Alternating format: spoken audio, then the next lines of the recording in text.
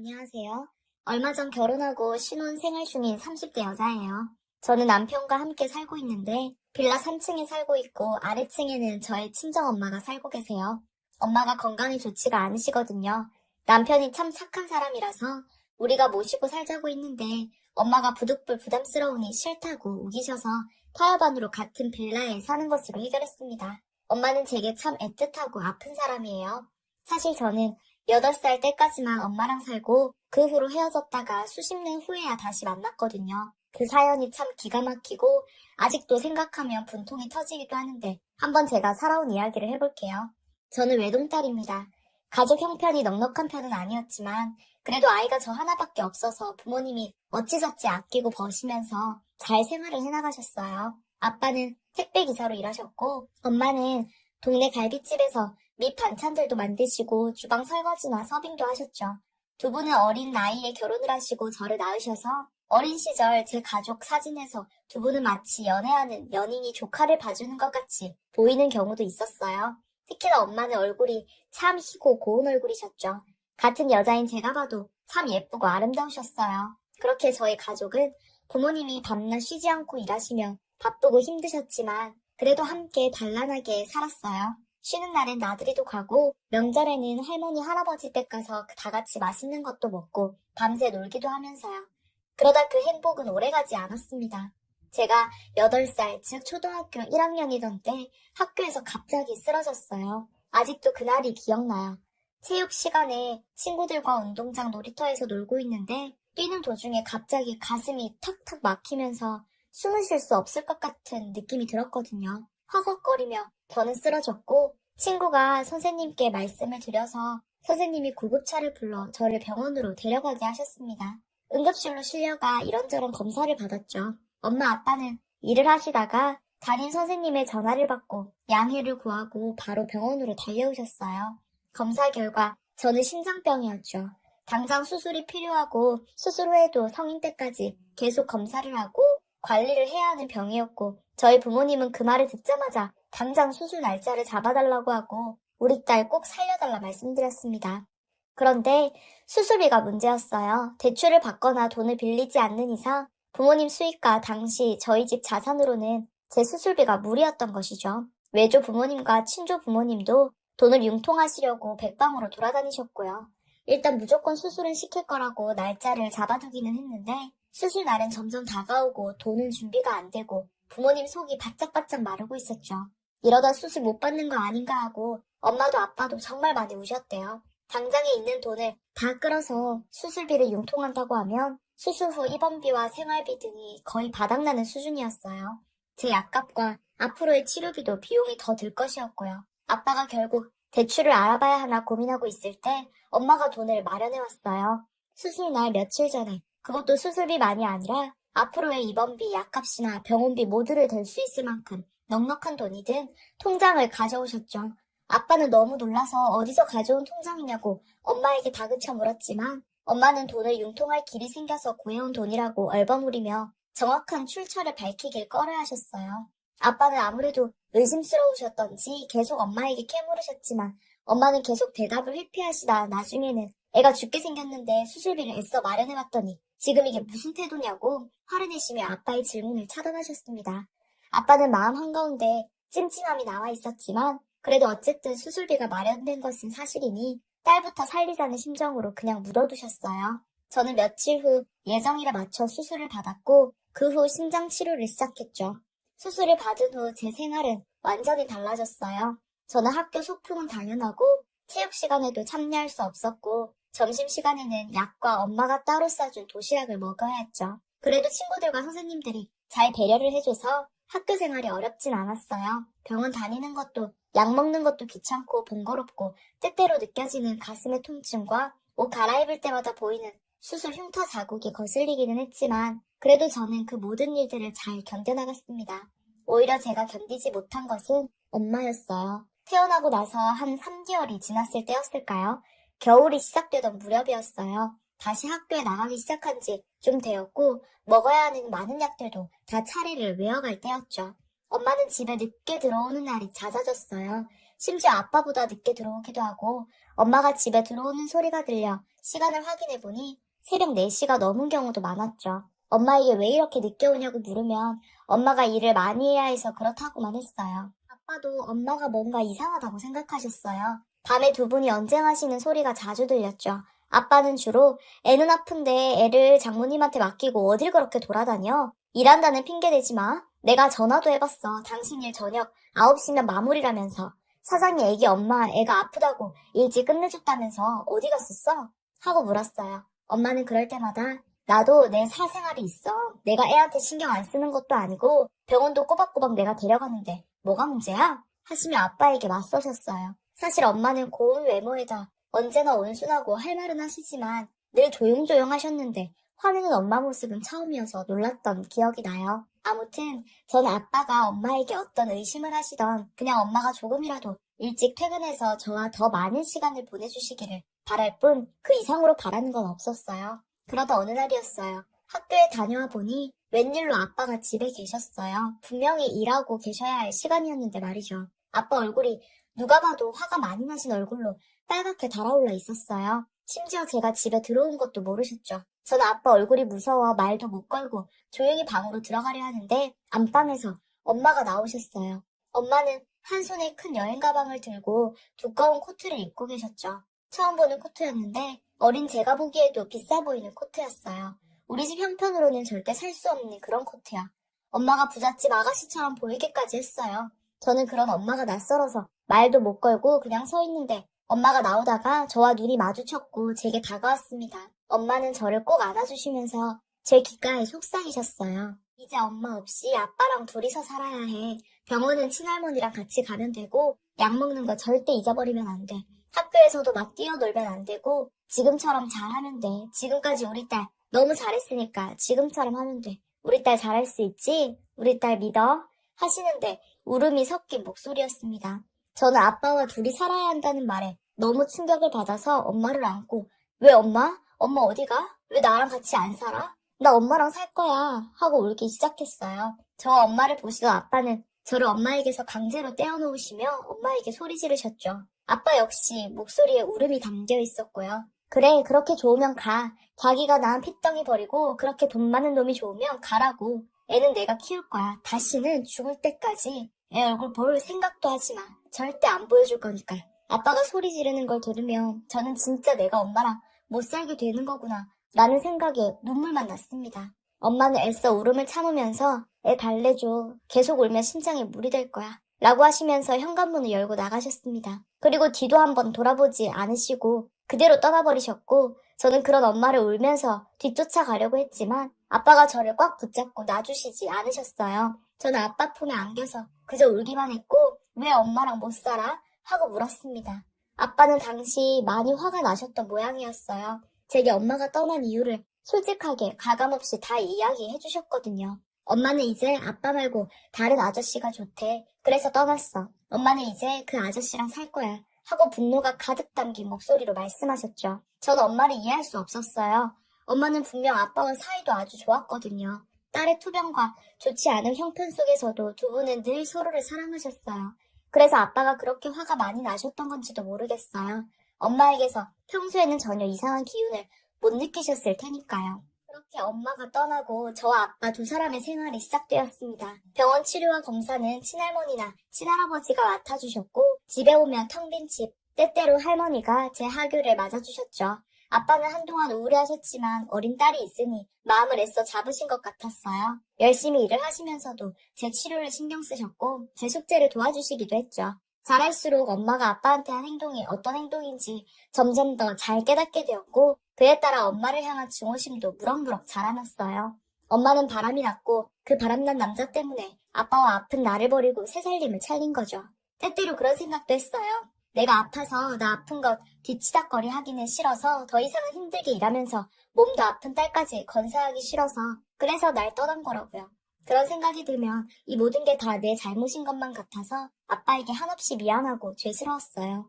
물론 아빠는 늘 제게 한결같이 좋은 아빠로 최선을 다하는 아빠로 계셨지만 아빠를 볼 때마다 내가 너무 아파서 모든 게 잘못된 것 같아 속상하고 힘들었습니다. 그날 이후 엄마, 심지어 외조부모님과도 연락이 모두 끊겼고 소식 한 줄 듣지 못했어요. 엄마가 말 그대로 내 세상에서 아예 사라져버린 거죠.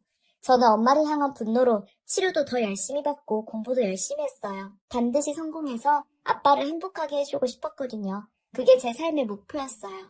열심히 공부해서 성적도 늘 좋았고 치료도 잘 받아서 고등학교 졸업 무렵엔 정상인들과 거의 비슷하게 생활할 수 있게 되었어요. 먹는 약도 줄었고 체력도 늘어났죠. 그리고 원하던 대학에도 합격했습니다.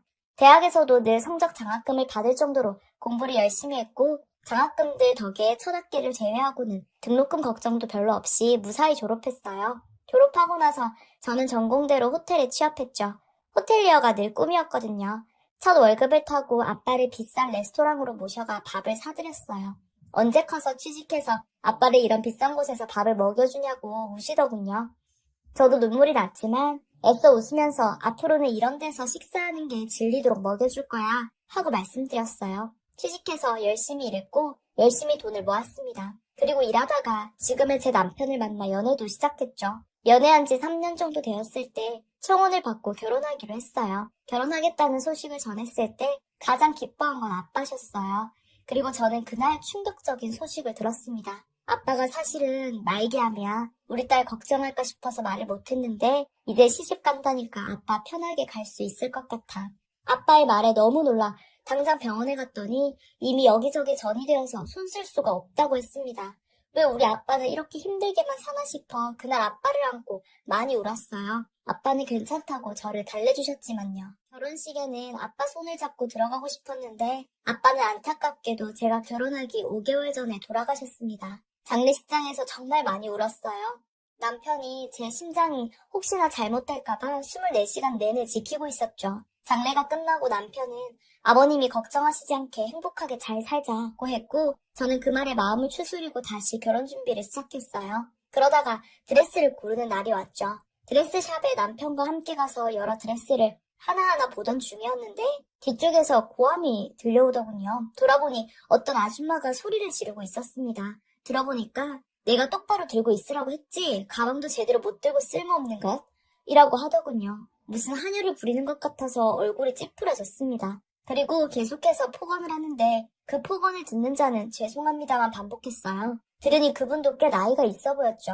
계속되는 폭언을 제가 참다 못해 그쪽으로 걸음을 옮겨 아줌마에게 말했습니다. 저기요, 너무하신 거 아니에요? 무슨 말을 그렇게 싸가지 없게 하세요? 하고요. 아니 새파란 게 어딜 어른한테 대들어? 신경 끄고 꺼져. 하길래 그쪽 집안 문제는 관심 없어요. 아줌마, 지금 여기 사람들이 죄다 시끄러워서 피해본다고요. 저기요, 이 아줌마 누군진 모르겠지만 그냥 나가세요. 하고 폭언을 듣는 아줌마에게로 고개를 돌렸습니다. 그 순간 저는 너무나 놀랐어요. 수십 년이 지났지만 절대 잊지 못하는 얼굴, 바로 제 엄마였거든요. 세월의 풍파로 얼굴엔 주름이 많이 생겼고 흰머리도 보였지만 여전히 남아있는 고운태가 영락없는 저의 엄마였습니다. 눈이 마주치는 순간 엄마의 얼굴도 굳어버렸어요. 그래도 딸 얼굴이라고 한 번에 알아보긴 한 거죠. 무슨 생각이었는지 모르겠습니다. 무작정 엄마 손을 잡아 끌고 샵 밖으로 나왔어요. 뒤에서 남편과 그 아줌마가 불렀지만 들리지 않았죠. 샵 밖으로 나와 엄마에게 여기서 뭐해? 하고 물었습니다. 수십 년 만에 첫 마디였죠. 엄마는 대답을 못하고 저를 그저 눈물 맺힌 눈으로 바라보기만 했고 저는 그런 엄마의 모습에 더 화가 나기 시작했어요. 그렇게 바람나서 우리 버리고 나갔으면서 왜 이렇게 살고 있는데? 이렇게 사는 게 아픈 딸 키우는 것보다 낫다고 생각한 거야? 제 물음에 엄마는 눈물을 흘리면서 그런 게 아니야 하고 대답했어요. 저는 됐어, 나는 엄마 없는 애로 살았으니까 달라질 거 없어. 그냥 이대로 묻어두고 헤어져. 앞으로 다신 볼 일 없을 거야. 하고 다시 샵으로 들어가려고 했습니다. 그때 엄마는 절 다급히 잡더니 펜을 꺼내서 제 손바닥에 전화번호 하나를 급하게 적더군요. 엄마 번호야, 꼭 전화해줘. 그 말을 남기고 엄마가 먼저 샵에 들어갔고 저는 따라 나온 남편에게 그냥 오늘은 가자고 하고 샵을 떠났습니다. 남편에게 사실을 말하니 그래도 뭔가 사연이 있는 것 같은데 연락은 해보라고 하더군요. 몇 날 며칠을 고민하다가 전화를 걸었고 엄마는 어디로 와줄 수 있냐고 주소를 불러주었어요. 사실 만나기로 하고도 이게 맞는 건가 수없이 고민했죠. 그래도 결국 약속 장소에 나갔습니다. 엄마는 절 보자마자 우시면서 미안해 만 반복했어요. 저는 애써 냉정하게 뭐가 미안한지 확실히 이야기해 하고 말했고 엄마는 한참을 우시다가 이내 수술을 쉬고 이야기를 시작하셨어요. 그 이야기라는 게 너무나 놀라운 이야기였습니다. 엄마가 왜 떠났는지에 대한 이야기였거든요. 제 수술비를 구하지 못해 한참 급할 때 엄마 일하시던 식당에 자주 오시던 무속인이 한 분 있었대요. 그분이 엄마에게 꼭 만나야 할 사람이 있다고 했고 엄마는 따라가셨죠. 따라가신 자리에는 웬 부잣집 사모님 한 분이 계셨고 그분은 다짜고짜 엄마에게 아가씨 결혼 안 했죠? 하고 물었어요.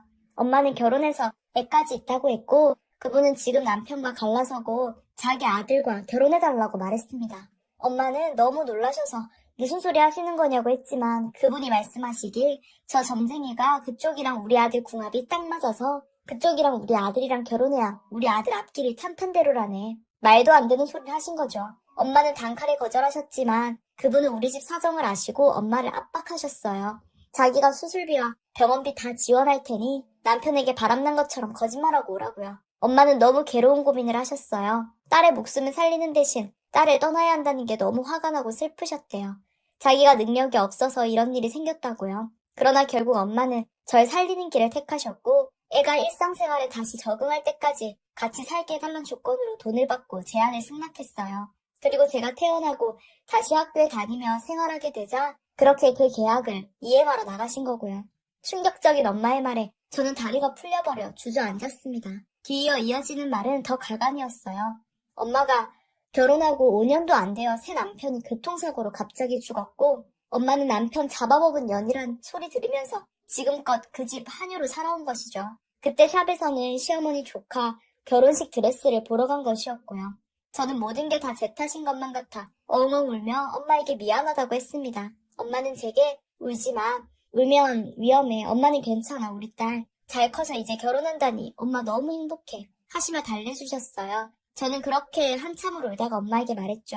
엄마 이제 그 집에서 나와서 이혼하겠다고 해. 남편이란 사람도 죽었는데 거기 더 있을 이유 없잖아. 그 멍청한 무당년한테 다들 홀려서 우리 엄마를 이렇게 고생시키다니. 저는 다음날 일이고 결혼 준비고 모두 미루고 바로 엄마 집으로 쳐들어갔어요. 그리고 간단하게 저는 우리 엄마 딸이고 이제 이 집이랑 인연 없는 사람으로 살 거라고 말했어요. 그 아줌마 아주 난리더라고요. 우리 아들 잘 되라고 데려왔더니 아들 죽여놓고 어딜 도망가냐고요. 저는 아줌마가 능력 없는 무당년 만나서 홀린 게 우리 잘못이에요? 여기서 조용히 처리 안 하면 협박죄고 명예훼손죄고 다 넣어서 고소할 건데 맘대로 해보시든지요. 하고 말했습니다. 결국 엄마는 이혼 서류에 도장 찍었고 엄마를 제 집으로 데려왔어요. 아빠 낙골당에도 모셔갔는데 그냥 하염없이 울기만 하시더라고요. 아빠 대신 엄마가 내 결혼식에서 있어줄 거야. 이젠 우리 엄마 한 번만 용서해줘. 하고 말했습니다. 그렇게 저는 결혼날까지 엄마와 살다가 식을 올리고 다른 빌라로 나란히 들어가 엄마와 가까이 살게 되었어요. 그동안 얼마나 고생을 했는지 엄마 건강이 정말 안 좋아서 제가 병원도 같이 다니고 있죠. 엄마 생각만 하면 지금도 눈물만 나요. 이제는 엄마도 저도 행복하게 살고 싶네요. 안녕하세요. 40대 초반의 전업주부예요. 아이가 둘 있는데 다들 초등학교 고학년이에요. 남편은 나이가 좀 많은 편이에요. 사업을 하고 있고 돈을 많이 벌고 있어요. 맞아요. 솔직히 남편 돈이 많은 게 끌려서 결혼을 했어요. 하지만 나이 차이가 많다 보니 밤에 만족을 못한 지 꽤 됐어요. 지금은 애인이 한 명 생겨서 대리만족을 하고 있어요. 물론 가정을 깰 생각은 전혀 없어요. 사랑도 중요하지만 금전적인 것도 중요하니깐요. 지금은 사랑도 하고 경제적으로도 여유로워서 정말 행복한 삶을 살고 있어요. 저의 인생 스토리 사연 보내봐요. 저는 어렸을 때부터 미모가 남달랐어요. 초등학교 때부터 남자들이 대시를 많이 했어요. 중학교 때 가니 동네 오빠들이 많이 치근덕거리기 시작했어요. 2차 성징이 빨리 온 편인데 키도 친구들보다 큰 편이고 몸매도 벌써 여성스러워지기 시작했거든요. 중학교 때 고등학생 오빠들이랑 몇 번 사귀어 보기는 했는데 동네가 좁아서 그런지 솔직히 마음에 확 드는 남자들은 없었어요. 그냥 만나서 캔모아에 가서 음료수도 얻어먹고 영화도 보고 밥도 먹고 딱 그 정도였어요. 고등학교 때 서울로 이사를 왔어요. 대학교 근처에 집이 있었는데 대학생 오빠들은 남달라 보였어요. 그때 당시는 지금처럼 민증 검사를 심하게 하지 않았기 때문에 사복을 입고 친구들과 술집에 가기도 했어요. 술집 사장님께 걸리지 않게 일부러 두꺼운 대학교 전공책을 갖고 가면 걸리는 일이 없었어요. 그렇게 술을 먹으면서 대학생 오빠들과 헌팅도 하고 그랬어요. 그러다 정말 잘생긴 오빠를 한 명 만났어요. 그 오빠는 대학교 2학년이었는데 정말 잘생기고 키도 크고 너무나도 멋있었어요. 그 오빠 자취방이랑 우리 집이랑 비교적 가까웠는데 시간만 되면 오빠 집에서 같이 놀았어요. 그러다 자연스레 스킨십을 하였고 그 오빠에게 저의 처음을 주었어요. 그 오빠에게 처음 안긴 날 사실 조금 아프긴 했어요. 하지만 오빠가 너무나도 원해서 시간이 날 때마다 오빠에게 안기었어요. 조금씩 저도 남자에게 안기는 행복을 알게 되었고 나중에는 제가 원하는 날들이 많아졌어요. 그렇게 반년 이상을 오빠에게 무진장 안기었어요. 오빠의 탄탄한 몸이 좋았고 무엇보다 잘생긴 얼굴이 좋았어요. 그렇게 몇 개월 사귀다가 오빠가 군대를 갔어요. 오빠가 군대 가기 전에는 정말 시간이 날 때마다 부모님께 핑계를 대며 오빠에게 안기었고 오빠는 몇 번이고 저를 안아주고 사랑해줬어요. 오빠가 군대를 가기 전날 부모님께 친구네서 하루 잔다고 허락을 받고 같이 입대하는 곳 근처 숙소에서 하루를 보냈어요. 밤새도록 몇 번이고 오빠는 저를 안아주었고 다음날 아플 정도로 자다 앉고 그랬던 것 같아요. 오빠가 입대를 할 때 너무나도 슬퍼 눈물이 났고 군대 졸업할 때까지 오빠를 기다리겠다고 약속을 했어요. 저도 3학년이 되고 수험생이 되었어요. 오빠를 기다리면서 공부를 하기로 했어요. 오빠가 다니던 학교가 스카이급은 아니더라도 조금 괜찮은 학교였는데 제 성적으로는 절대 가지 못할 정도였어요. 초등학교 때까지는 공부를 곧잘 했는데 중학교 때부터 남자들과 어울리면서부터 공부를 열심히 안 했기 때문에 그 당시 성적으로는 절대 가지 못할 곳이었어요. 엄마를 졸라서 과외를 시켜달라고 했어요. 정말 열심히 공부해서 오빠 제대 후 캠퍼스 커플이 되어서 같이 학교를 누비고 싶었어요. 우리 집이 그렇게 어려운 집은 아니었기 때문에 엄마는 스카이 학교에 다니는 대학생 오빠를 과외 선생님으로 구해줬어요. 과외를 하게 된 오빠를 처음 봤을 때 솔직히 외모가 그렇게 잘생기지는 않았어요. 키도 보통에, 얼굴도 보통에 모든 게 보통 수준이었어요. 군대에 간 남자친구가 워낙 잘생긴 얼굴이었기 때문에 과외 오빠는 제 눈에 들어오지도 않았어요. 오빠가 100일 휴가를 나올 때까지 편지도 쓰면서 오빠 생각만 하면서 지냈어요. 물론 과외도 하면서 공부도 열심히 했어요. 드디어 남자친구가 100일 휴가를 나왔고 오빠랑 정말 행복한 시간을 보냈어요. 오빠는 100일 동안 참은 걸 다 풀고 가려는지 계속 저를 안고 또 안아주었어요. 저도 오랜만에 오빠에게 안기니 너무나도 좋았고 다음날 다리가 후덜덜거릴 정도로 오빠에게 안기었어요. 오빠가 다시 군에 들어가는 날 너무나도 슬펐어요. 오빠 휴가 때까지 다시 기다려야 한다는 게 너무나도 슬펐어요. 그러다 보니 점점 힘들기 시작했어요. 과외 오빠는 정말 똑똑했어요. 아는 것도 많았지만 착하고 친절해서 하나부터 열까지 세세하게 가르쳐 주었어요. 오빠랑 과외를 하고 첫 모의고사에서는 그렇게 성적이 오르지 않았지만 두 번째 모의고사에서는 여태까지 맞은 점수보다 훨씬 높은 점수를 받았어요. 엄마랑 아빠도 크게 기뻐하시며 오빠에게 보너스를 줬던 걸로 기억나요. 제 점수가 오를수록 공부가 재미있어졌고 똑똑한 과외 오빠가 너무나도 멋있어 보였어요. 뇌생남이라고 그렇잖아요. 어느 순간부터 과외 오빠가 남자로 보이기 시작했어요. 아무리 잘생겼더라도 군대에 있어서 못 만나는 남자친구보다는 외모는 보통이지만 똑똑하고 지적인 과외 오빠에게 끌렸어요. 게다가 남자친구의 100일 휴가 때 천국을 맛보다 보니 얼마 지나자 남자품이 그리워지기 시작했어요. 너무 그리워서 어느 날은 방문을 잠그고 혼자서 스스로 위로를 하기도 했어요. 사실 제가 괜찮은 편이라서 다시 대학교 근처에서 술을 먹다가 괜찮은 남자를 만날 수도 있지만 수험생이기도 해서 그런 생활은 당분간 하지 않기로 했어요. 게다가 과외 오빠도 저를 싫어하지는 않는 것 같기도 했어요. 과외 오빠가 점점 좋아졌고, 그래서 부모님이 늦게 들어온다고 한 과외날에 제가 과외 오빠를 덮쳤어요. 과외 오빠는 당황했지만 저를 거부하지는 않았어요. 과외 오빠는 생긴 건 순진하게 생겼는데 대단한 걸 가지고 있었어요. 군에 있는 남자친구와는 비교가 안 됐어요.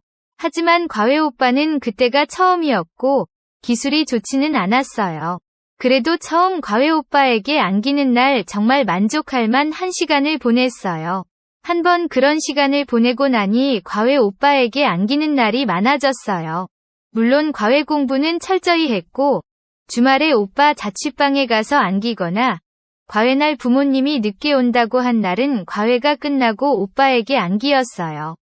군대에 있던 남자친구에게 편지로 이별을 통보했고 과외 오빠랑 사귀기 시작했어요. 오빠는 열심히 공부해서 자기네 학교에 오거나 아니면 최소한 인서울을 해서 자기랑 오랫동안 연애를 하자고 했어요. 사실 공부를 아무리 해도 오빠가 다니는 학교에는 갈 수 없을 것 같고 인서울만이라도 하고자 진짜 열심히 공부를 했어요. 마지막 모의고사에서는 그래도 인서울 할 수 있을 만큼 성적이 나왔어요. 그날 기념으로 오빠와 하루를 보냈어요. 오빠는 자신의 일처럼 기뻐하며 밤새 저를 안아줬어요. 오빠는 처음에는 전혀 스킬이 없었지만 머리가 똑똑해서 그런지 저를 안으면 안을수록 여자를 만족해주는 방법을 습득하는 것 같았어요. 나중에는 정말 환상적으로 저를 안아줬어요. 수능을 보기 며칠 전부터 몸이 좋지 않았는데 수능날 정말 컨디션이 엉망이었어요. 수능 점수는 최악이었고 저는 너무나 속상해서 울고 말았어요. 수능 점수가 나오는 날 정말 죽고 싶었어요. 저는 재수를 하기를 원했지만 부모님은 재수는 안 된다고 했어요. 차라리 점수에 맞춰서 대학교를 가서 성적 관리를 해서 편입을 하라고 했어요. 재수했는데 성적이 안 나오면 삼수, 사수하다가 아름다운 20대 초반을 다 날린다고 했어요. 차라리 안 좋은 학교라도 대학교 가서 신입생 생활도 즐기고 대신 열심히 공부해서 학점 관리를 잘하라고 했어요. 오빠도 저랑 떨어지는 게 아쉽기는 하지만 재수를 하면 주말에도 보기 힘들다며 차라리 지방대에 가서 평일에는 열심히 공부하고 주말마다 보자고 했어요. 똑똑한 오빠가 하는 말이 맞는 것 같아서 그렇게 하기로 했어요. 학교는 충남 쪽으로 갔어요. 주말에 오빠가 놀러 올 수도 있으니 자취를 하려고 했지만 부모님은 자취는 절대 반대해서 대학생활 내내 기숙사에 있어야 했어요. 처음 1학년 때는 주중에는 공부를 열심히 하고 주말에는 서울에 올라와 부모님도 보기도 했고 주말에 바쁘다며 학교에 있게다 하면서 오빠 자취방에 가서 주말 동안 그동안 쌓였던 스트레스를 풀기도 했어요. 한 학기가 지나고 2학기가 되었어요. 그동안 남자친구가 있어서 미팅을 하지 않았는데 그래도 대학교 때 미팅은 한번 해봐야지 않냐는 대학 친구의 끈질긴 요구에 미팅을 하기로 했어요. 솔직히 남자친구가 스카이 대학생인데 지방 전문대 다니는 남자는 만족스럽지 않았기 때문에 그동안 하지 않았었어요. 그런데 평일에 심심하기도 하고 해서 모시긴 척 몇 번 나갔어요. 그러다 어느 날은 정말 잘생긴 오빠를 알게 됐어요. 오빠는 진짜 연예인이라고 해도 믿을 정도로 정말 잘생겼었어요. 같이 미팅에 나갔던 친구들이 다들 그 오빠를 마음에 들어하고 있었어요. 저도 그 오빠가 정말 잘생겨서 얼굴만 보는데도 두근거리기는 했어요. 하지만 어차피 남자친구가 있었고 친구들도 제가 남자친구가 있다는 걸 알고 있었기에 그냥 그날만 놀고 들어오려고 했어요. 미팅에 참석한 모두가 술을 마시고 2차로 노래방을 간 때였어요. 간만에 술을 많이 마신 것 같아서 바람 좀 쐬려고 잠깐 나왔는데 그 오빠가 담배를 피운다며 따라 나왔어요. 그 오빠는 옆에서 담배를 피우면서 저는 잘 즐기지 않는 것 같다고 물었어요. 저는 사실 남자친구가 있다고 이야기를 했고 스카이 대학생이라고까지 이야기를 했어요. 그 오빠는 담배를 다 피우고 나서 갑자기 제 입에 입맞춤을 했어요. 원래 담배 냄새도 싫어하고 남자친구가 있는데 그렇게 갑자기 입맞춤을 해서 당황하고 거절을 하려고 했어요.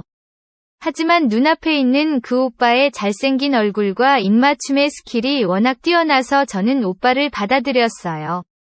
오빠는 손을 조금 움직였고 저는 제지하지를 않았어요. 그렇게 입맞춤을 하고 나자 가슴이 두근거리고 너무나도 좋았어요. 부끄러워서 노래방에 먼저 뛰어 들어왔는데 심장이 벌렁벌렁거렸어요.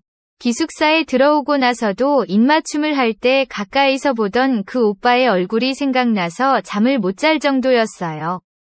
며칠 뒤 모르는 번호로 문자가 왔는데 그 오빠였어요. 주말에 시간 되면 둘이 술 한잔 하자고 했어요. 며칠을 망설이다가 알았다고 답장을 했어요. 원래 그 주말은 사귀던 오빠 생일이라 만나기로 했었는데 이번에 잘생긴 오빠의 약속을 거절하면 다시는 못 만날 것 같았어요. 사귀던 오빠에게는 만나기 전날에 전화해서 몸살이 나서 주말에 기숙사에서 쉬어야 하겠다고 거짓말을 했어요. 오빠는 오히려 저를 걱정했고 그래서 너무나도 미안했지만 사실 잘생긴 오빠를 만날 수 있다는 생각에 너무나도 좋았어요. 다시 만난 오빠는 다시 봐도 진짜 잘생겼어요. 오빠와 술을 마시니 술이 술술 들어갔어요. 오빠는 자기 방에서 한 잔 더 하자고 했고 저는 못 이긴 듯 오빠를 따라갔어요. 가서 맥주 몇 모금 더 마시다가 자연스레 오빠에게 안기었어요. 오빠는 정말 지금까지 안기었던 남자들보다 대단했고 제가 울부짖을 정도로 저를 안아주었어요. 저는 저도 모르게 미치겠다.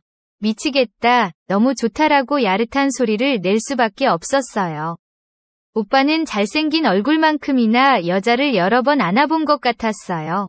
그날 이후로 오빠의 매력에 푹 빠져버렸어요.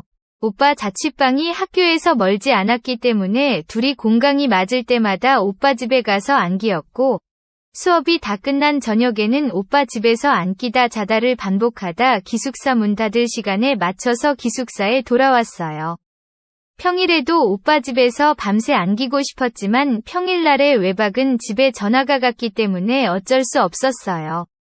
저는 주말만 기다렸다가 주말마다 오빠 집에서 환상적인 밤들을 보냈어요. 사귀던 오빠와는 자연스레 멀어지게 되었고 저는 졸업할 때까지 오빠에게 미쳐서 거의 동거하다시피 하며 매일매일을 만족하며 보냈어요. 그래도 공부는 열심히 하고 학점 관리는 잘했어요. 1년 후 오빠와 함께 졸업을 같이 했고 저는 편입 공부를 시작했어요. 오빠도 서울에 취직을 해서 공부를 하는 와중에도 오빠 자취방에서 가서 한 번씩 안기면서 행복한 날들을 보냈어요. 다행히 편입은 괜찮은 학교에 했고 오빠랑도 계속 행복한 시간을 보냈어요. 좋은 대학교에 다니다 보니 똑똑하고 잘생기고 부유한 사람들이 많았고 오빠랑 얘기하다가 자연스레 그런 이야기를 자주 했나 봐요. 처음에는 별 문제 없었는데 오빠는 자격지심이 있었나 봐요. 어느 날 오빠는 자신이 부족하다며 이별을 통보했어요. 저는 잘못했다고 무릎까지 꿇었는데 저도 모르게 오빠의 자존심을 건드렸었나 봐요. 오빠는 뒤도 돌아보지 않고 저를 떠났어요. 한동안 저는 폐인 생활을 하다가 정신을 차렸고 열심히 공부만 했어요. 다행히 좋은 곳에 취직을 했어요. 중간중간에 몇 명이 남자를 더 만났는데 그냥 그래서 사실 기억이 그렇게 나지도 않아요. 그러다 결혼할 나이가 되어서 결혼정보업체에 가입을 했고 거기서 남편을 만났어요. 남편이 나이가 많은 게 조금 걸리기는 했는데 나이 말고 다른 것은 다 좋았어요. 남편은 잘생기진 않았고 키도 크지 않았지만 나이보다는 어려 보였어요. 게다가 원래도 집이 부유한 편이었고 작게 사업을 하는데 버는 돈도 적지 않았어요. 제가 워낙 예쁘고 날씬하고 키도 컸고 다니는 직장도 괜찮았기 때문에 남편은 첫눈에 저에게 반했고 우리는 얼마 사귀다가 결혼을 했어요. 남편에게 처음 안긴 날 솔직히 마음에 들지는 않았어요. 하지만 결혼은 사랑보다는 현실이라는 이야기를 많이 들었고 남편의 경제력은 미흡한 밤을 충분히 커버할 것 같다고 생각했어요. 결혼 준비도 순탄했고 결혼 생활도 순탄했고, 아이들도 잘 낳았고, 행복한 가정 생활을 했어요. 남편이 저를 안는 게 결혼 전에도 만족스럽지는 않았는데, 남편 나이가 들수록 정말 급격하게 불만족스러웠어요. 남편에게 안기는 만족도는 좀 포기하고 대신 돈 쓰는 재미로 하루하루를 보냈어요. 하지만 어떤 날에는 정말 너무나도 외롭고 만족할 때까지 남자 품에 안기고 싶은 마음이 드는 날도 있었어요. 원래 저는 마트에서 실물을 보면서 장을 보거나 백화점에서 실물을 보고 사는 걸 좋아했어요. 하지만 코로나가 터지면서 온라인으로 장을 보고 물건을 사는 횟수가 많아졌어요. 보통 문 앞에 택배를 놓고 가는데 그날은 외출을 했다가 택배를 놓고 가는 택배기사와 마주쳤었어요. 코로나라 서로 마스크를 끼고 있어서 몰랐는데 택배기사의 눈과 가슴에 있는 명찰을 보는 순간 놀라고 말았어요. 그렇게 잘생기고 밤마다 저를 만족시켜줬던 그 오빠였어요. 제 이름은 흔해서 오빠는 눈치채지 못했는데 오빠 이름은 흔하지 않아서 알아볼 수 있었어요. 오빠는 저를 몰라보고 눈인사를 하고 엘리베이터에 올랐고 저는 닫히는 문을 잡고 오빠를 불렀어요. 마스크를 내리자 오빠도 곧 저를 알아봤고 조금 당황스러운 얼굴이었어요. 오빠에게 잠깐 시간이 되면 차 한잔하고 가라고 했고 오빠는 망설였지만 물 한 잔 달라고 저희 집에 따라 들어왔어요. 오빠는 잘 살고 있는 저를 보면서 행복하겠다고 했고 저는 그냥 무한한 미소를 보냈어요. 서로의 근황을 이야기했고 오빠가 가기 전에 오빠에게 이야기를 했어요. 일하느라 힘들 테니 저희 집에 물건을 갖다 줄 때는 음료라도 한잔하면서 쉬고 가라고 했어요. 오빠도 그렇게 하겠다고 했어요. 며칠 후 오빠에게서 택배를 갖다 준다는 문자를 받았어요. 오면은 음료 한잔하고 가라고 벨을 누르라고 했어요. 오빠는 벨을 눌렀고 10여 분 집에 있다가 갔어요. 그렇게 몇 번 우리 집에 들였는데 오빠를 보면 볼수록 예전에 안기었던 날들이 기억이 났어요. 오빠에게 한 번 더 안기고 싶다는 생각이 났어요. 그래서 하루는 오빠가 오는 시간에 맞춰서 좀 꾸미고 오빠를 기다렸어요. 그리고 오빠에게 직접적으로 말을 했어요. 오빠에게 안기고 싶다고 했어요. 오빠는 잠깐 망설였고 저는 오빠의 입술을 덮쳤어요. 오빠는 이내 저를 받아들였고 우리는 10여 년 만에 서로를 안았어요. 오빠는 여전히 대단했어요. 오빠에게 안기면서 예전에 안기던 날들이 떠올랐어요. 제 세포 하나하나가 오빠를 기억했고 오빠의 몸짓 하나하나에 반응했어요. 진짜 이렇게 만족했던 게 언제인가 기억이 나지 않았어요. 그날 이후로 오빠는 택배를 가져다 줄 때마다 저를 안고 가고 있어요. 그래서 일부러 택배를 나눠서 자주 시키고 있어요. 오빠도 결혼을 하기는 했는데 힘들게 일하는데 아내가 돈돈거려서 아내와 사이가 좋지 않다고 했어요.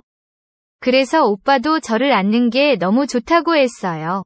물론 저는 이렇게 잘 살고 있는데 자기는 힘들게 일하는 게 너무나도 부끄럽다고 했어요. 오빠의 자존심을 건들면 또 떠나갈까봐 최대한 오빠를 지켜 세우며 달래기도 해요. 오빠는 제가 칭찬을 해줄 때는 은근히 좋아하면서 그런 날은 저를 2번이나 안아주고 가요. 오빠도 저도 궁합이 정말 잘 맞는 것 같아요. 가끔씩은 오빠에게 선물을 사서 줄 때도 있어요. 오빠는 조금 부담스러워하기도 하지만 그래도 좋아하기는 하는 것 같아요. 저도 오빠가 좋아하는 모습을 보면 너무나도 좋아해요. 오빠는 안방 침대에서 저를 안는 걸 좋아해요. 왠지 남편보다 자기가 나은 것 같고 이 집 주인인 것 같은 생각이 든대요. 예전에 대학 때도 제가 남자친구가 있는 걸 알았지만 그 남자친구가 스카이 대학생인데 자신이 뺏은 게 너무나도 좋았대요. 오빠는 정보욕이 큰 것 같아요. 오빠가 남자친구가 있고 남편이 있는 저를 2번이나 정복해줘서 너무나도 좋아해요. 오빠에게 이렇게 평생 정복당하면서 살고 싶어요. 어차피 낮에 남편이 출근하고 아이들이 학교에 갔을 때 만나니 누구에게 들킬 일도 없어요. 오빠랑 가끔 문자를 하지만 남편이 물어볼 때 택배기사라고 하면 아무런 문제가 없어요. 저희 아파트가 현관식인데 앞집 사람들은 아침에 나가서 저녁에나 들어오는 집이라 오빠가 우리 집에 들어와도 전혀 문제가 없어요. 우리는 이렇게 2년 이상을 만나고 있어요. 오빠를 만나고 나서 저는 삶의 활력소를 찾은 것 같아요. 세상에 자신과 궁합이 정말 잘 맞는 사람들이 있나 봐요. 저는 전생에 오빠와 부부였는지 궁합이 너무나도 잘 맞아요. 평생 이렇게 오빠와 궁합을 맞추며 살고 싶어요. 어서 오세요. 반갑습니다. 안녕하세요. 저는 30대 중반의 중소기업 다니는 남자입니다. 외모도 그냥 그렇고 직업 및 소득도 그냥 그렇다 보니 30대가 된 이후로는 여자친구가 쭉 없었습니다. 그래서 이 여자, 저 여자 할 것 없이 오는 여자 안 마다하는 사람이 되었습니다. 그날도 저와 상황이 비슷한 친구랑 인계동 한 술집에서 술을 마시면서 신세 한탄을 하고 있었습니다. 적당히 마시고 가려고 나가려는데 어떤 여자 둘이 오더니 같이 놀자면서 자기네 테이블에 앉으라는 것이었습니다. 외모도 괜찮고 몸매도 나쁘지 않아서 웬 횡재인가 라는 생각에 기분 좋게 앉았습니다.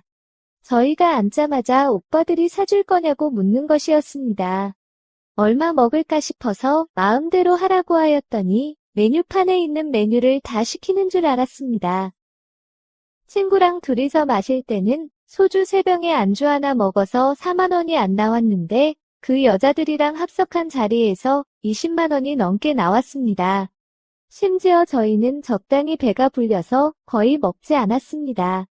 그런데도 많이 나와서 어이가 없었지만 오랜만에 여자랑 같이 노는 것이다 보니 나쁘지만은 않았습니다. 노래방도 같이 가고 가볍게 회의에 소주도 한잔 한 뒤에는 각자 파트너들과 헤어졌습니다. 제 파트너가 된 여자는 친구 파트너보다 외모나 몸매는 별로였지만 마인드가 정말 갑이었습니다.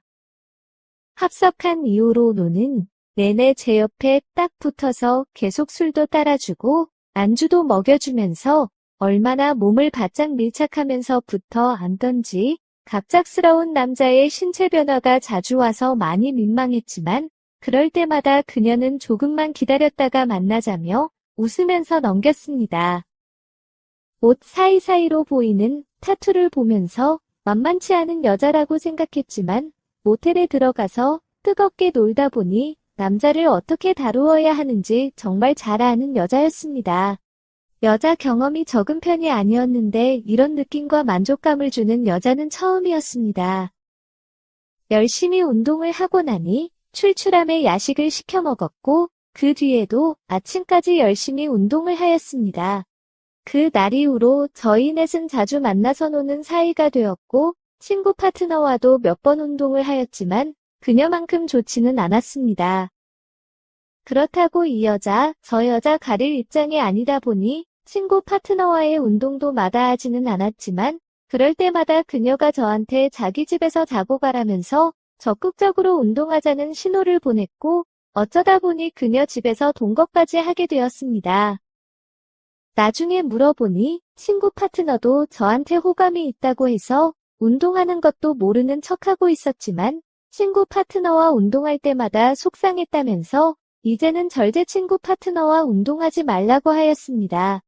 그러면서 저를 더 적극적으로 다루는데 도대체 이전에 어떤 남자들이 어떤 교육을 시켜놓았길래 이렇게 잘하는지 궁금하기도 하고 심지어 고맙기도 했습니다. 일주일에 5일은 그녀의 집에서 보냈고 2일은 야근 및 다른 이유를 들며 제 집에서 보냈습니다. 그녀의 집에서 보내는 5일 동안은 하루도 빠짐없이 운동을 하였고 제가 피곤하다고 하면 운동 없이 용 것만 해결해 주었습니다.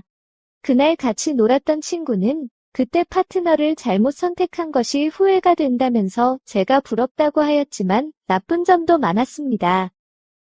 일단 몸매와 다르게 엄청나게 대식가이고 요리는 하지 않고 라면 아니면 전부 다 배달 음식을 시켜 먹다 보니 식비가 엄청나게 듭니다. 게다가 청소 및 정리를 잘 안 하기 때문에 제가 치우지 않으면 돼지 우리랑 거의 비슷합니다. 어쩌면 돼지우리가 더 깨끗할지도 모릅니다. 그나마 다행인 것은 개념이 있는지 자기 때문에 식비가 많이 들지 않냐면서 저한테 매달 50만 원씩 줍니다. 한 푼도 안 보태면서 빌붙는 여자들도 많다는데 이 정도면 감사하다고 합니다. 그러다 얼마 전부터 그녀가 느낌도 안 좋고 아프다고 하면서 피임약을 먹을 테니 피임 도구를 쓰지 말고 운동을 하자는 것이었습니다. 저도 나쁠 것은 없기에 알았다고 하였는데 피임 도구를 안 쓴 지 3개월 만에 그녀가 임신을 하였습니다. 제 애가 맞다면서 원하는 친자 검사를 해도 된다고 하였습니다. 낮에는 각자 회사에 있고 밤에는 일주일 중에 5일 이상 저랑 같이 있는 데다가 저와 동거한 이후로는 친구도 안 만나고 외출도 안 했습니다. 그래서 저도 제 아이라는 것에 동의는 하는데 아이를 못 지우겠다면서 결혼을 하자는 것이었습니다.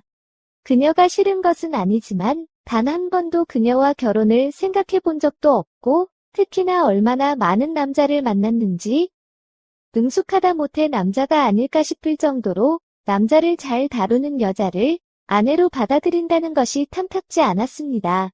게다가 저와 결혼을 하고 싶으면 솔직하게 말을 하고 결혼에 대한 동의를 구하는 것이 맞는데 결혼을 강요하기 위해서 피임을 한다고 거짓말을 해놓고 임신 공격을 저한테 했다고 생각하니 그런 여자를 믿고 같이 살 자신이 없었습니다. 저렇게 임신 공격 및 결혼을 요구한다는 것은 그녀 스스로도 정상적인 방법으로는 저에게 결혼에 대한 동의를 구하는 것이 어렵다고 생각한다는 것입니다. 그녀 스스로도 그렇게 생각이 들었는데도 저와 결혼을 하고 싶었다면 저와 진심으로 마음을 열고 더 많은 대화를 통해서 하는 것이 맞다고 생각합니다. 그녀에 대해서 좋은 감정을 가지고 있던 것들도 전부 다 사라지고 어떻게든 임신 문제를 해결하고 좋은 기회를 봐서 헤어져야겠다는 생각밖에 들지 않습니다. 그러다 보니 제 친자식이라고 해도 하나도 기쁘지 않고 반갑지가 않습니다. 중소기업을 다니다 보니 소득도 적고 모아둔 것도 많이 없지만 그래도 아끼면서 잘 살면 넉넉하진 않아도 행복하게 살 수 있다고 생각도 했고 그런 결혼 생활도 꿈꾸어 보았는데 이런 임신 공격을 당하고 온몸에는 구석구석 타투도 많이 있고 얼마나 많은 남자를 만났는지 예측조차 되지 않은 행동과 말투까지 다 이해하기가 힘듭니다. 술 먹고 싶으면 합석해서 얻어먹고 운동해주고 맛있는 거 싶으면 합석했던 남자들이랑 연락해서 얻어먹고 운동해주고 친구와 남자를 바꿔서 운동하는 것도 아무렇지 않은 것까지도 다 이해하면서까지는 도저히 결혼을 못하겠습니다. 어떻게든 정리하고 도망가고 싶은 제가 정말 나쁜 놈이고 쓰레기인가요? 제 입장이라면 정말 다 이해하고 결혼하실 수 있으신가요? 점점 시간이 지날수록 피만 바짝바짝 마르네요. 오늘의 사연은 여기까지입니다. 구독과 좋아요, 알림 설정 부탁드립니다.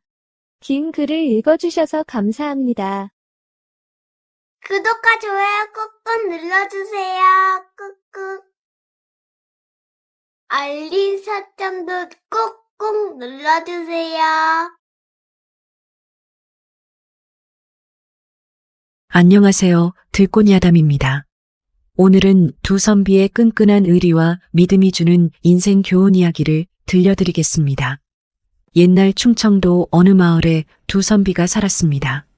두 선비는 어릴 때부터 서당도 같이 다니고 들로, 산으로 뛰어다니며 놀기를 일삼고 도련님의 품위는 엿을 바꾸어 먹었는지 철없는 개구쟁이처럼 뛰어다니며 놀았습니다.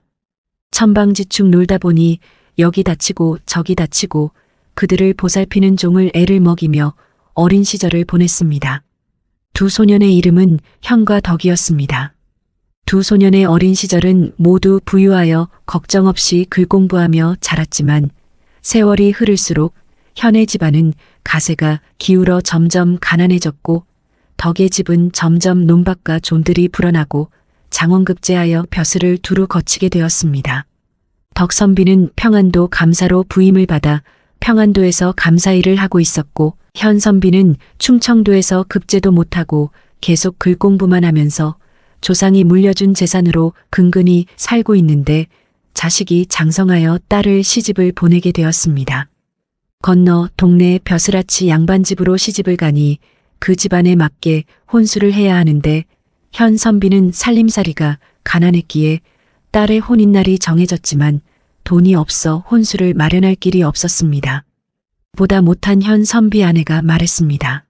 대감, 연희 혼인날이 다가오는데 혼수를 마련할 길이 없으니 대감의 친구인 덕 선비님을 찾아가 혼수를 얻어오는 것이 어떨지요? 현 선비는 덕 선비와 친하긴 해도 오랜만에 찾아가 아쉬운 소리를 하는 것이 마음이 내키지는 않았지만 당장 코앞에 닥친 딸의 혼사이니 어쩔 수 없이 체면 불구하고 갈 수밖에 없었습니다.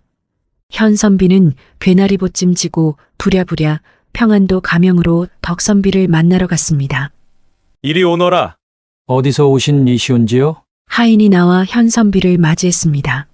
충청도에서 온 현 선비라 대감님께 전해주시게. 현 선비가 왔다는 소리에 평안감사인 덕 선비는 버선발로 뛰어나와 현 선비를 맞이하였습니다. 여보게 현선비 오랜만이네. 그동안 잘 지냈는가? 덕 선비 자네도 잘 있었는가? 나라실 하느라 얼마나 고생이 많은가? 오랜만에 만난 두 선비는 밤새 회포를 풀었습니다. 며칠을 친구의 후덕한 대접을 받으며 잘 지내다 보니 이제 딸의 혼사 문제를 이야기할 때가 되었지만 현 선비는 쉽게 입을 열지 못하였습니다. 덕 선비는 관아에서 심부름하는 아이에게 현 선비가 머물 동안 부족함 없이 잘 모시라는 분부를 내린 덕에 현 선비는 아무 불편 없이 지낼 수 있었습니다. 그리고 덕 선비가 일과를 마치면 현 선비와 그윽하게 정담을 나누는 시간을 갖고 즐거워했습니다. 이제 딸 혼수 이야기를 더 이상 미룰 수 없는 현 선비는 덕 선비에게 간청했습니다. 덕 선비. 사실 내 딸의 혼사가 잡혔는데 가세가 기울어 딸의 혼사를 치룰 형편이 안 되어 괴로워하다가 이렇게 염치 없이 자네를 찾아왔네. 걱정하지 말게. 자네 여식이 내 여식이고 내 여식이 자네 여식이 아니던가. 내 남부러울 것 없이 준비해 줄 터이니 아무 걱정하지 말고 자네는 마음 놓고 여기서 좀 편히 나와 즐겁게 담소를 나누고 예정을 이야기하세나. 덕 선비는 그렇게 말은 했으나 그 뒤로 아무런 말도 없이 하루하루 시간만 흘려보냈습니다.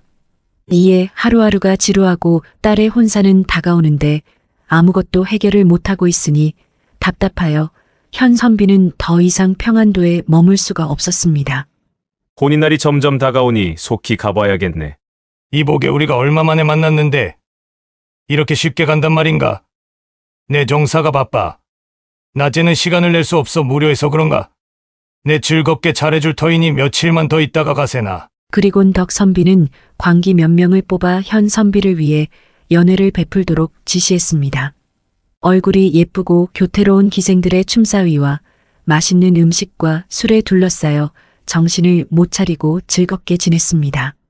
충청도에서는 먹고 살기 급급해 술 한 잔 먹기 힘들었는데 이곳에 와서 술이며 안주며 기생까지 현 선비는 정신을 차리지 못하고 기생의 치마폭에 쌓여 시간을 보냈습니다. 그러던 어느 날 문득 맞은편 집에 소복을 입은 젊은 여인이 살인문을 살짝 열고서 몸은 숨기고 얼굴만 반쯤 드러낸 채 옷같이 하얀 손을 저으며 새끼 고양이를 부르는 게 아닌가. 그녀는 자태가 고왔고 목소리도 가늘고 부드러웠습니다. 기생들과 이 맛, 저 맛, 맛이란 맛은 다 맛본 현 선비는 소복 입은 여인을 한번 보고 넋을 빼앗겨 관동을 불러 물었습니다. 저 집은 누구 집인가? 소인의 누이 집입니다. 내 누이는 언제 과부가 되었는가? 작년에 과부가 되었습니다. 내가 내 누이를 한번 보았는데도 혼이 다 빠진 듯하다. 오늘 저녁에 내 누이를 데리고 올 수 있겠는가? 관동이 그러겠다며 나갔습니다. 그날 저녁 관동의 누이가 현 선비 방으로 들어왔습니다. 현 선비는 무척 기뻐하며 동침하자고 했습니다. 소인 천한 몸이오나 서방이 죽은 지 1년밖에 안 되어 3년상을 치르지 못한 터라 아직 수절해야 하니 선비님께서는 욕정을 참으셔야 합니다. 목욕을 하고 오시면 제가 안마라도 해드리지요. 현 선비는 며칠째 밤을 새워 기생과 술 잔치를 벌이느라 피곤했던지라 내 오늘만 참고 다음을 기약하리. 라고 마음속으로 다짐을 했습니다. 현 선비는 목욕을 하고 돌아와 여인의 안마를 받으니 쏟아지는 졸음에 못 이겨 언제 잠에 들었는지도 모르게 닭 울음소리에 아침을 맞이했습니다. 오랜만에 깊은 잠을 잤구나. 그나저나 여인은 언제 돌아간 것일까? 생각하며 주변을 둘러보던 중 약간의 통증과 함께 밑에가 묵직해진 것을 느끼고 아이고, 이놈이 또 시작이구나. 하고 바지를 열어보았는데 웬걸? 그곳에는 커다란 자물쇠가 걸려 있었습니다. 여인과 동침하려다 당한 일을 누구에게도 말을 못하고 아파서 자물쇠를 풀려고 만지면 만질수록 묵직한 자물쇠 때문에 그곳이 낑겨 아파서 도저히 풀 수가 없었습니다. 그래서 심부름하는 관동을 불러 자초지종을 말하고 빨리 누이에게 가서 열쇠를 가져오라고 당부하자 관동은 낄낄 웃으며 그 여인은 제 누이가 아니고 현감님을 모시는 관기입니다. 현감님께서 춘심에게 선비님의 그것에 자물쇠를 달아주라 하셨답니다. 관동의 말을 들은 현선비는 친구에게 속아 온 가명의 웃음거리가 되었으니 분노를 이기지 못했습니다. 앉아서 날이 밝기를 기다렸다가 곧바로 충청도로 떠났습니다. 그곳의 통증 때문에 걷다가 쉬다가 기다시피 하여 간신히 도착했습니다. 집에 오는 내내 집에 가서 이 자물쇠를 어찌 풀지 가족에게는 뭐라 말할 것인지 민망하기 그지없고 돈내 소문날까? 마을 입구에서는 아무렇지도 않은 척 걸어 들어오는데 이마에서 식은땀이 나고 온몸은 떨려 간신히 집에 도착하였습니다.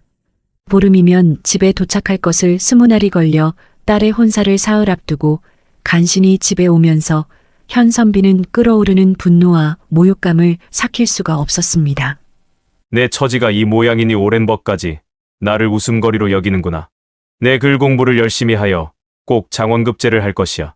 현선비는 마음속으로 이 치욕감을 간직하며 장원급제할 것을 다짐했습니다.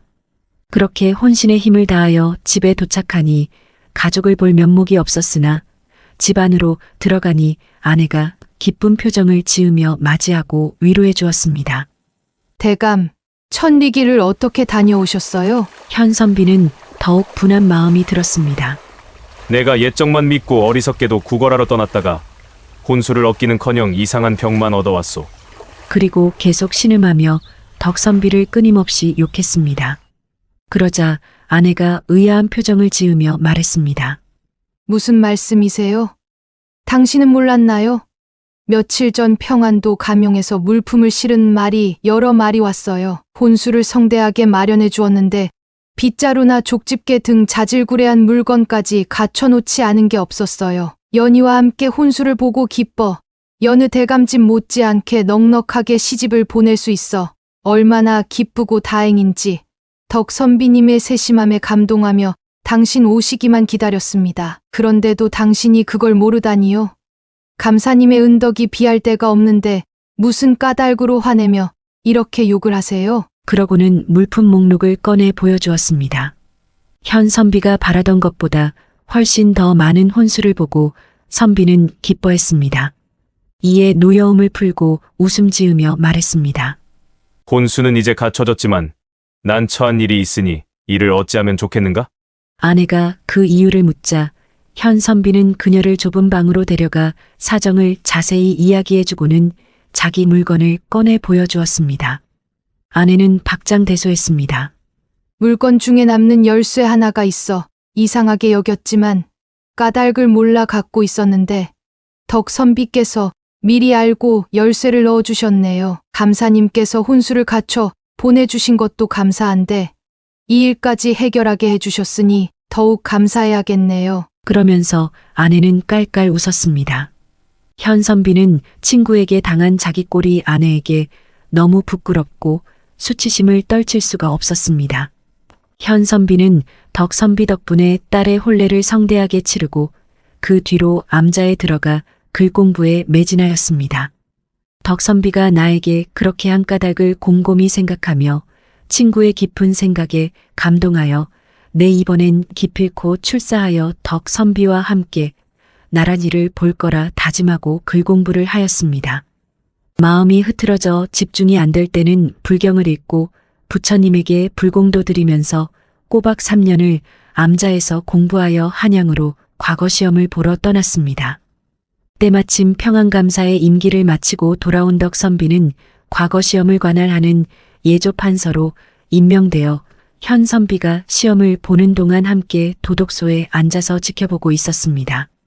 친구인 덕선비가 높은 벼슬에 올라 친구인 자신의 과거 시험을 진행하며 관장하고 감시하는 위치에 있다고 생각하니 힘도 나지만 왠지 허접한 자신이 부끄러웠습니다. 내 이번만은 기필코 장원급제하여 친구에게 자랑스러운 모습을 보여주리라 마음먹고 최선을 다해 시험을 보았습니다. 그렇게 과거 시험이 끝나고 발표까지는 3일이 남았기에 친구인 덕선비 집에 머물며 그동안의 회포를 풀었습니다. 자네 또 나에게 그런 못된 농을 할 것인가? 현선비가 덕선비의 지난날 자신을 욕보인 장난을 생각하며 웃었습니다. 내 그때는 미안하게 되었네. 이렇게 훌륭한 자네의 모습을 보니 얘 사뭇 흐뭇하구먼. 그동안 고생 많이 했으니 밤새 회포나 풀어보세나. 두 선비는 밤을 새워 담소를 나누며 술잔을 기울였습니다. 그렇게 3일이 지나고 장원급제 발표날 예조 앞에 방이 붙고 제일 1등으로 붙은 장원급제는 현선비였습니다. 현선비는 뛸 듯이 기뻤습니다. 그동안의 노고가 보상이라도 받는 듯 마음은 날아갈 것만 같았습니다. 예조 판서 덕선비 덕분에 현선비는 같은 예조에서 직무를 보면서 둘의 사이는 예전처럼 돈독하게 지내게 되었습니다. 또한 덕선비 예조 판서의 막내딸이 임금의 후궁으로 들어가면서 두 사람의 권력은 점점 막강하게 되었습니다. 하지만 그들은 직위를 권력으로 사용하지 않고 청렴하고 성실함으로 주위 사람들의 칭송을 받으며 살아가고 있었습니다.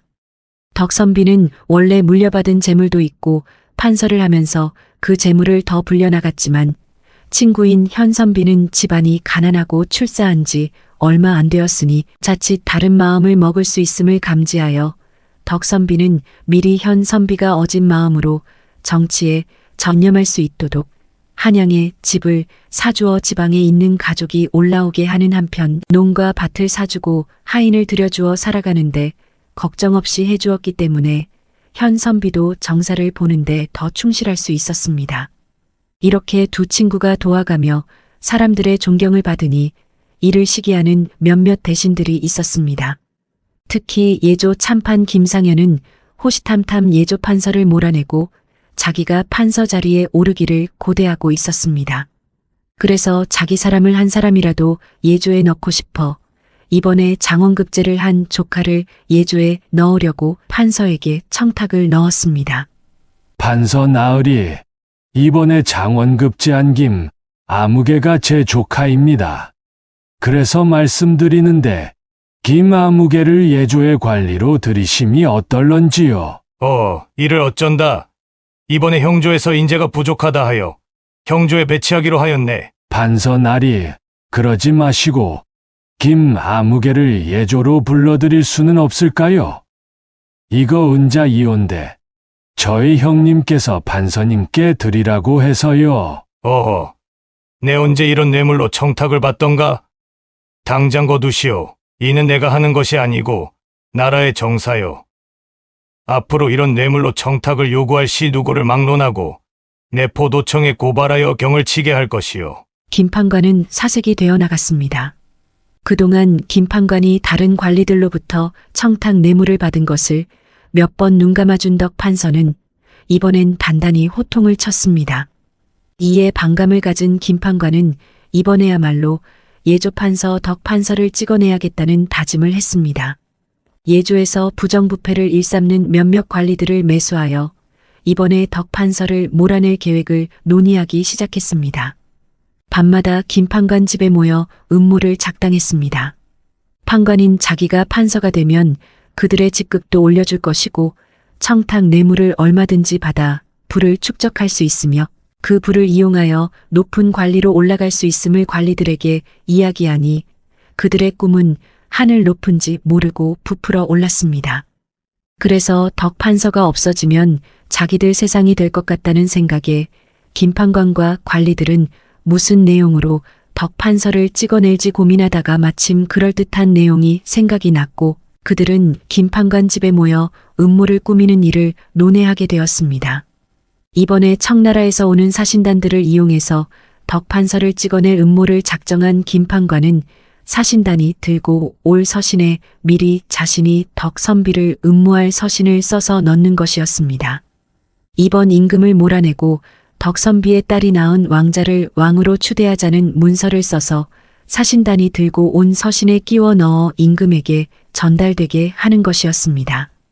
예조에서는 외교 업무도 담당하기 때문에 사신단을 접대하고 외교 문제도 협의하므로 그들과 접촉하여 서신 하나쯤 끼워 넣는 것은 문제 없었습니다.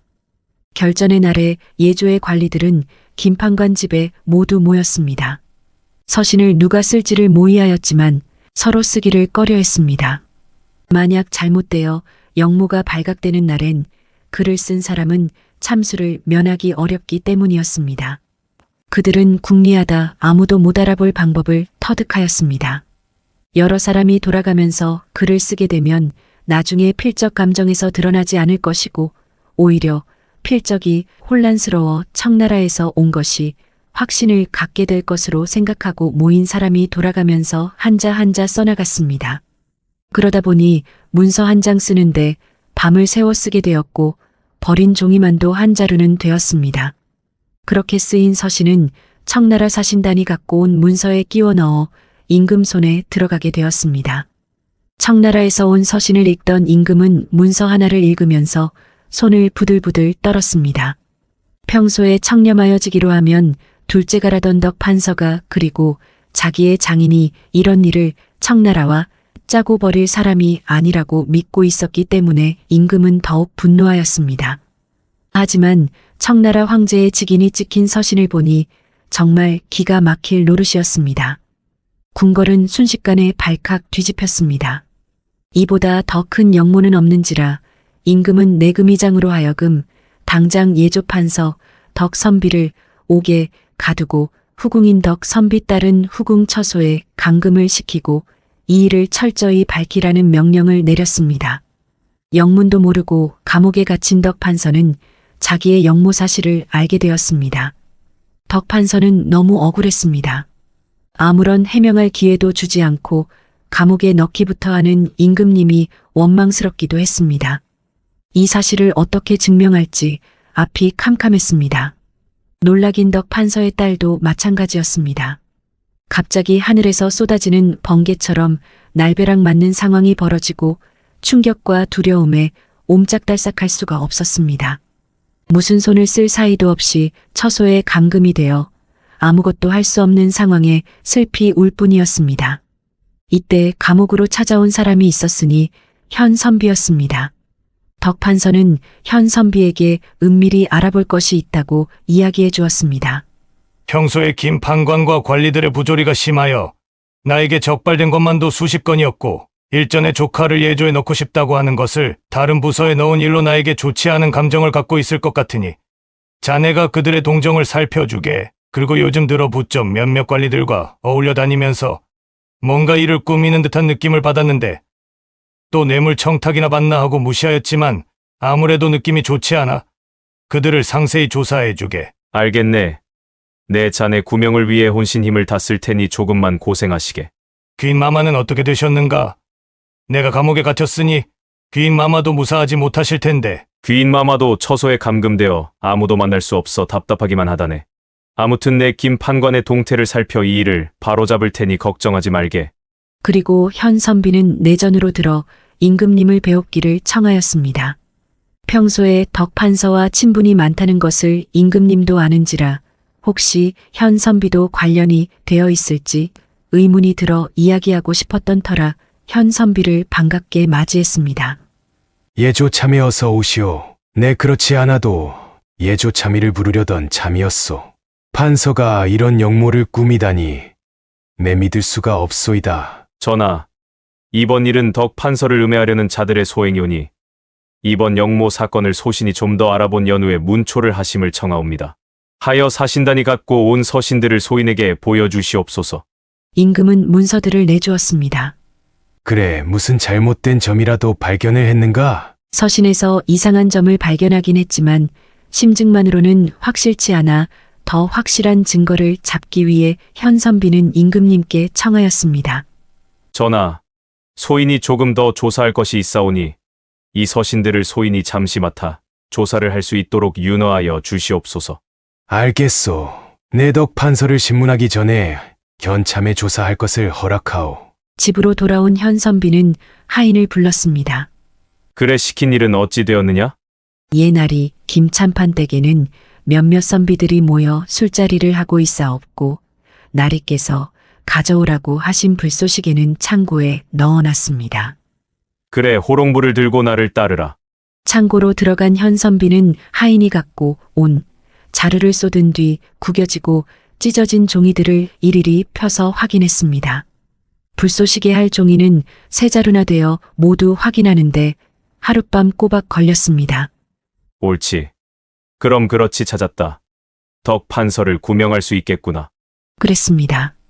분명 김판관 집에서 영모를 꾸밀 것을 확실한 현선비는 그들이 쓰다가 버린 종이가 있을 것 같아 그 집 하인을 매수해 불쏘시개로 쓰는 종이들을 모두 갖고 오라고 하였던 것이었습니다. 역시나 현선비의 예감은 틀리지 않았습니다. 이 종이는 빼도 박도 못하는 확실한 증거였습니다. 현선비는 덕 판서에게 은밀히 사람을 보내어 물증을 다 찾았으니 걱정하지 말라고 전하였습니다. 또한 덕 판서 딸인 귀인에게도 서신을 보내어 걱정을 덜어주었습니다. 아침 일찍 현선비는 증거들을 갖고 편전으로 들어갔습니다. 전하, 덕 판서를 음해하려는 자들의 증거를 찾아냈습니다. 그래, 영모가 아님이 사실이더냐? 네, 덕 판서를 음해하는 자들의 음모였사옵니다. 청나라에서 온 서신과 영모 서신을 보시면 종이의 결이 다르옵니다. 얼핏 보기엔 똑같은 종이 같습니다만 청나라 황실에서는 밀로 만든 종이를 써 결이 더 부드럽고 고급스러우나 조선에서 만든 종이는 당나무 껍질을 이용한 종이인지라 두 종이를 면밀히 비교해 보시면 청나라 서신과 영모 서신의 종이 결이 다름을 느낄 수 있으며 황실의 직인을 보시면 직인 모양은 같사오나 쓰인 인준이 다르옵니다. 또한 글씨를 보시면 청나라에서 온 서신과 영모 서신의 글도 확연히 다름을 보실 수 있사옵니다. 하지만 글씨체가 한 사람의 글씨체가 아니고 여러 사람이 쓴 글씨 같아 누구의 글씨체인지는 확인할 수 없었사오나 확실한 증거를 찾아왔사옵니다. 이는 김 판관이 여러 관리와 모략한 증거이오니 이들을 잡아 문초하심이 옳은 줄 하옵니다. 견참에 수고 많았소. 내 하마터면 덕 판서에게 씻지 못할 잘못을 저지를 뻔하였소. 이번 그대의 공을 잊지 않을 것이오. 전하, 성은이 망극하옵니다. 임금은 금의 대장을 불러 당장 덕 판서를 풀어주고 김판관과 무리를 당장 잡아오라 명하였습니다. 김판관과 무리는 이러한 사실도 모른 채 기생집에서 매일 술판을 벌이며 밤새 축하 파티를 벌이고 있었습니다. 덕 판서를 음해해 몰아낼 음모를 꾸미다 발각된 김판관과 관리들은 직위 해제되고 모두 귀양을 갔습니다. 이에 따라 덕 판서는 좌의정의 자리에 오르고 현참인은 판서 자리를 이어받았습니다. 두 사람은 참되고 바른 정치로 임금님을 보좌하며 오래도록 의리를 지키며 행복하게 잘 살았다는 이야기입니다. 자신의 이익을 위해 타인을 모욕하거나 무시하며 자신만을 위한 이기심을 부리는 것은 결국 자신을 스스로 멸망으로 이끌게 됩니다. 진정한 성취와 행복은 타인과 함께 공유하며 협력하고 배려하는 데서 비롯됩니다. 자만과 탐욕은 결국 고립과 비참함을 가져올 수 있습니다. 그러므로 더 큰 성취를 위해선 타인을 존중하고 협력하는 마음가짐이 필요합니다. 시청해주셔서 감사합니다. 앞으로 더욱더 재미있는 이야기들이 업로드되니 구독과 좋아요 부탁드리겠습니다. 감사합니다. 오늘의 사연을 시작합니다. 안녕하세요. 저는 처제와 고깃집을 도업하고 있는 30대 싱글남입니다. 지금은 처제라고 부르는 것이 익숙해졌지만 아직도 가끔씩 너무 어색합니다. 그 이유가 곧 결혼할 아내를 만나면서 처제를 알게 된 것이 아니라 오랫동안 처제를 알고 지내다가 처제의 소개로 아내를 만나게 되었습니다. 처제와 저는 대학교에서 친하게 지내던 선후배 사이였습니다. 조리학과를 나온 저희는 각자 일을 하다가 위기투합을 해서 동업으로 작은 고깃집을 시작하였습니다. 각자 잘하는 음식과 일했던 경험을 통해 가격 대비 맛있고 알찬 메뉴 구성을 갖춘 고깃집으로 운영하다 보니 빠른 시간에 자리를 잡게 되었습니다. 시작한 지 3년 만에 처제와 둘이서 시작했던 작은 고깃집이 2층짜리 대형 고깃집이 되었고 곧 2호점도 오픈할 예정입니다. 물론 같이 일하는 직원들도 많이 생겼습니다. 그러면서 약간의 여유가 생기다 보니 처제에게 아내를 소개받아 연애를 하다가 결혼까지 약속한 사이가 되었습니다. 그런데 얼마 전 우연히 보지 말아야 될 장면을 보고 말았습니다. 요즘 2호점 인테리어 및 오픈 준비로 저는 주로 2호점에 일하고 있고 처제가 1호점을 맡아서 운영하고 있습니다. 그날도 오후 늦게까지 2호점에서 일을 하고 집으로 퇴근하는 중이었습니다. 가는 길에 본점을 지나가는데 영업이 끝난 시간인데 흐릿하게 불빛이 보이는 것이었습니다. 아까 분명 처제가 모든 일을 마치고 퇴근한다고 하였는데 흐릿하게 보이는 불빛이 너무 신경이 쓰였습니다. 퇴근했다던 본점은 문이 열려 있었고 주방에서는 사람의 인기척도 들렸습니다. 조용히 가서 보니 처제와 가게 직원이 아주 진한 데이트를 하고 있는 중이었습니다. 엄청 놀라서 당장이라도 들어가서 그 둘을 띄워놓고 싶었지만 그 둘의 복장도 불량했기에 나중에 사이가 너무 어색해질 수도 있기에 일단 꾹꾹 참으면서 그 둘의 대화를 한참 듣다가 조용히 나와서 집으로 갔습니다. 처제는 결혼도 안 했고 다 큰 성인이기에 남자를 만나서 뜨거운 데이트를 하는 것이 문제될 것은 없습니다. 하지만 가게 직원은 아닙니다. 작은 매장에서부터 저희와 처음으로 같이 일을 시작한 직원이고 몇 년을 함께 해왔기에 너무나 잘 알고 있는 사람입니다. 아내도 있고 심지어 애도 둘이고 곧 셋째도 태어나는 유부남입니다. 아내에게 전화를 해서 말을 해줘야 하나 말아야 하나 엄청 고민이 되었습니다. 다음 달에 결혼한 아내한테 말을 하면 무조건 난리가 날 것 같고 그 직원을 해고하자니 오랫동안 같이 일한 세월과 경험이 있기에 업무적으로 손해도 크고 해고한다고 해서 처제와 관계가 무조건 정리된다고 볼 수도 없었습니다. 그렇게 복잡하게 생각만 하다가 다음날 그 직원에게 일 끝나고 같이 술이나 한잔하기로 일단 약속을 잡았습니다. 다음날 저녁에 직원으로 보기로 한 약속 장소에서 기다리고 있었습니다. 무슨 말을 어떻게 해야 하나 고민하던 중에 혹시 처제가 같이 오지 않을까 라는 생각을 했는데 역시나 처제가 따라서 같이 왔습니다. 그 직원과 둘이서 이야기하는 것은 힘들 것 같아서 아내도 불렸습니다. 그리고 어느 정도 시간이 지났을 때 제가 이야기를 꺼냈습니다.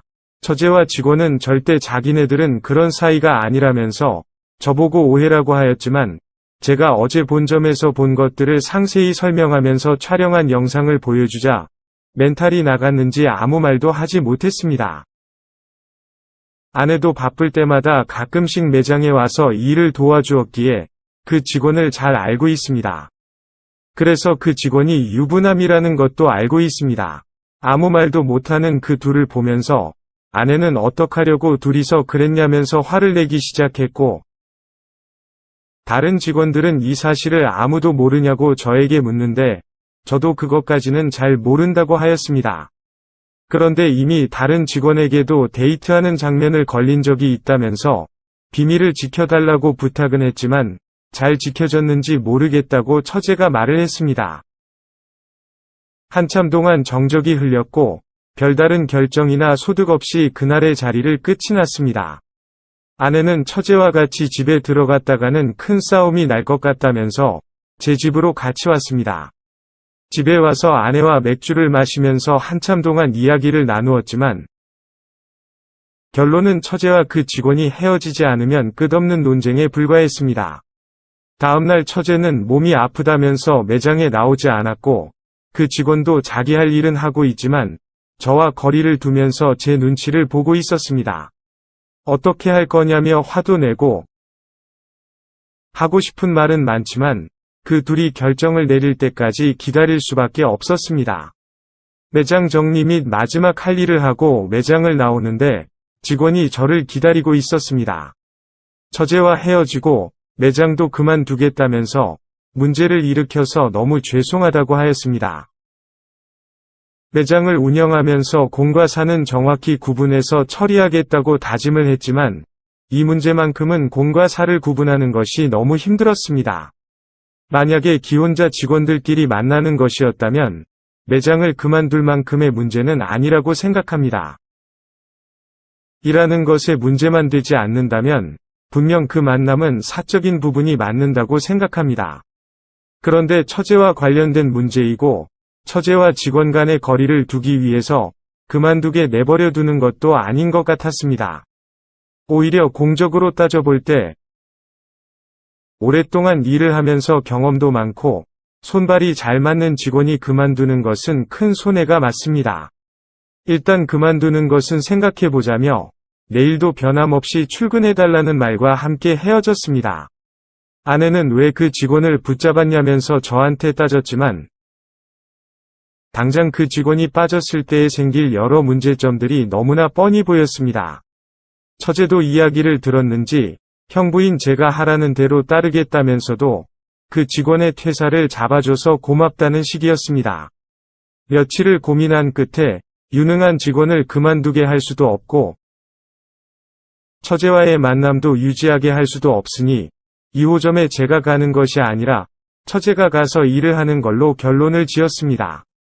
일단 본점은 손님도 많고 직원 한 명 한 명이 아쉬운 상황이라서 그 직원을 2호점으로 보내는 것도 그만두게 하는 것도 할 수가 없습니다.